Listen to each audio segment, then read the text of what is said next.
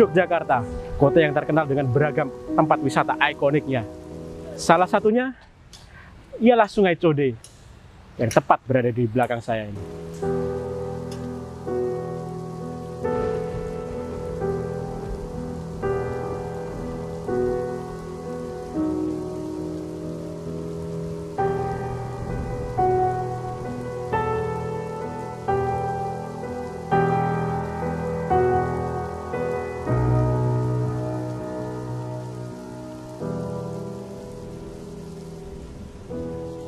Baik Pak Agus, ini di sini kan bisa dilihat ada sampah yang menumpuk di Sungai Code ini, Pak.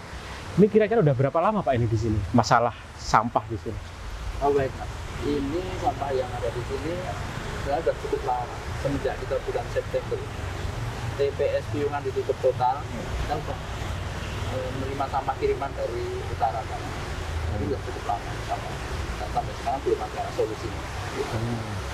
Itu berarti sejak TPS Piungan ditutup beberapa bulan lalu berarti ya Pak? Betul sekali. Sejak TPS yang Piungan sana di Bandul ditutup, sampai saat ini belum ada solusi untuk penanganan sampah. Jadi kami sebenarnya masyarakat di wilayah bantaran sungai atau pinggir sungai ini sangat berat sekali sampah yang di sana itu segera dibuka atau ada tempat sampah yang lain gitu Pak. Kalau untuk upaya pembersihan dari sini ada nggak Pak dari pemerintah begitu? Baik, biasanya kita mandiri kan. Kita punya wilayah di RT saya itu tiap malam kita bakar sampah, utamanya yang sampah kering kita pisahkan, kita bakar sampai habis. Itu kerja bakti tiap malam. Itu kan dari warga ya Pak. Iya. Kalau dari pemerintah sendiri upayanya udah ada belum Pak? Membersihkan di sini. Baik, sampai saat ini belum ada upaya yang signifikan. Sampai saat ini hanya upaya-upaya yang pembersihan sungai ini kalau ada momen-momen tertentu, misalnya ada hari ulang tahun TNI gitu, TNI turun ke sini membersihkan sampah. Tapi besoknya atau nanti selisih 2 jam aja sama udah numpuk lagi Mas. Itu yang kami harapkan tidak terjadi lagi. Jadi sampah tidak kondisi seperti sedia kala. Kalau untuk pembersihan rutin gitu, apakah ada untuk berapa minggu sekali atau bagaimana dari pihak DLH mungkin? Baik, dari pihak DLH ada, tapi itu terjadwal tidak rutin seminggu atau 2 minggu sekali. Kalau pas kebetulan seminggu ada, ya seminggu sekali. Kalau enggak, lebih dari seminggu sekali. Seperti yang Mas bisa lihat di sana, yang pakai kaos merah itu dari DLH. Itu namanya ulu-ulu Mas. Tugasnya membersihkan sungai ini. Tapi begitu dibersihkan, nanti kira-kira 2 jam lagi, sama udah ada lagi. Jadi ini pembersihannya bukan pembersihan yang permanen gitu. Dan yang kita harapkan seperti ini. Yang kita harapkan sebenarnya bagaimana tempat sampah itu ada lagi gitu. Kalau untuk keluhan dari warga, apa Pak ini dampak sampah ini ke warga sendiri? Baik, banyak Mas. Salah satunya polusi. Sampah ini kan menimbulkan bau yang kurang sedap. Artinya kalau bau yang resep nanti timbul ispa. Jadi saluran pernapasan kurang sehat. Dan sebelumnya kembali kita membakar seperti itu kan juga dibakar Mas. Itu ada asap yang di sana itu ada asap. Itu juga menimbulkan dampak bagi warga sekitar sini Mas.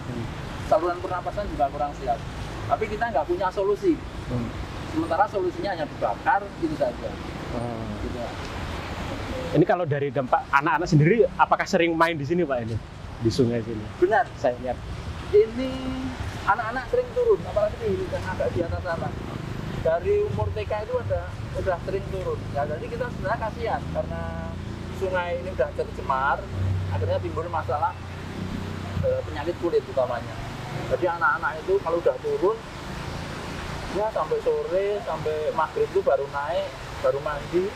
Yang saya khawatirkan penyakit kulit yang akan ditimbulkan. Begitu Mas.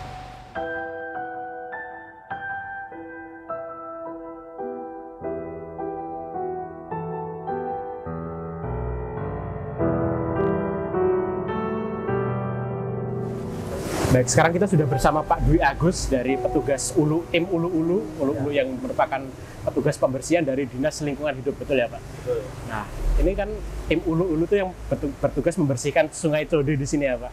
Iya. Nah, itu biasanya berapa kali Pak ini? Untuk kegiatan pembersihan di Sungai Code itu dilakukan setiap hari Mas. Setiap hari dari hari Senin sampai hari Sabtu.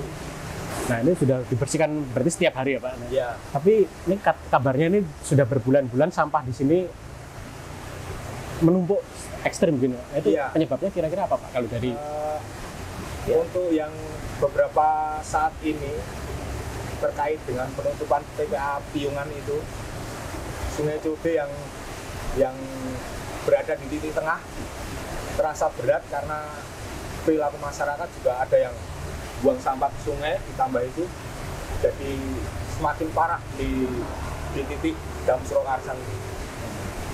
Tadi kan sudah berbincang dengan masyarakatnya itu, kalau masyarakat mengeluhkannya katanya itu dari sampah kiriman.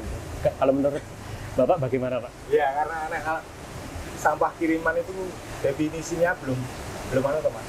Definisinya belum lengkap. Kalau sampah kiriman itu karena sungai, definisi mereka sungai itu kan dari atas ke bawah. Definisi mereka sampahnya datang dari atas ke bawah. Ya memang karena aliran sungai itu dari atas ke bawah. Seolah-olah sampahnya kiriman dari atas. Bapak sendiri sudah pernah menyaksikan belum Pak kalau soal warga yang membuang sampah gitu? Sudah Mas, sudah berkali-kali saya menyaksikan sendiri. Melempar sampah ke sungai sudah biasa. Apalagi yang naik motor dari jembatan melempar itu sudah ada, sudah biasa ada. Sampah itu kalau warga ini nggak ada yang buang ke sungai. Sampah itu kan dikasih tas tetap itu loh. Itu dari sana, dari utara, dari daerah utara sana. Itu bukan dari warga sini Pak.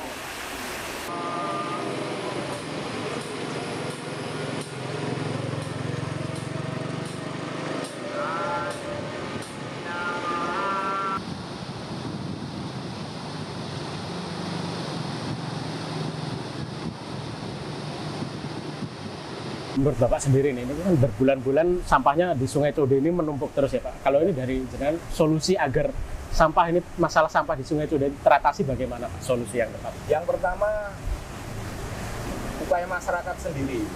Perilaku masyarakat itu dirubah. Kalau perilaku masyarakat dirubah sejak dari pemukiman, itu nanti lama-kelamaan juga akan berkurang. Sumbernya kan dari penduduk sendiri, dari masyarakat sekitar. Kalau mereka sudah mau memilah sampah, terus ada kesadaran kalau sungai tempat mereka bernaung, dekat mereka itu bersih, dipandang enak, kan mungkin juga bisa buat rekreasi juga. Ya. Buat mereka nggak perlu jauh-jauh, cukup datang ke sungai, lihat sungai itu udah cukup. Sungainya bersih, lihat itu sudah senang Mas. Iya. Bener. Iya.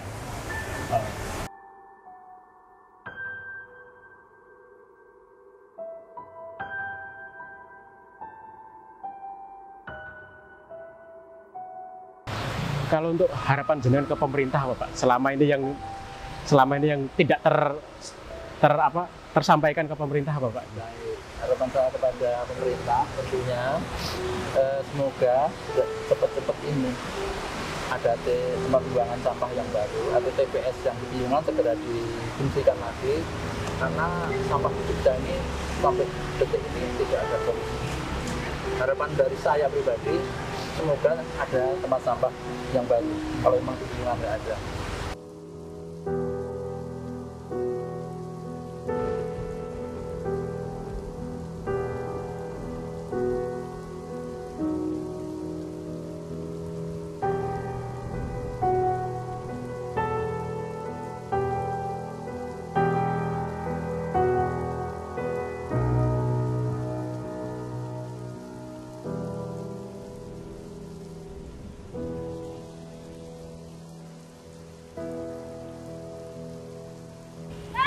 Permasalahan sampah di kota Yogyakarta seakan tidak menemukan titik terang. 1 tahun berlalu tanpa ada perubahan.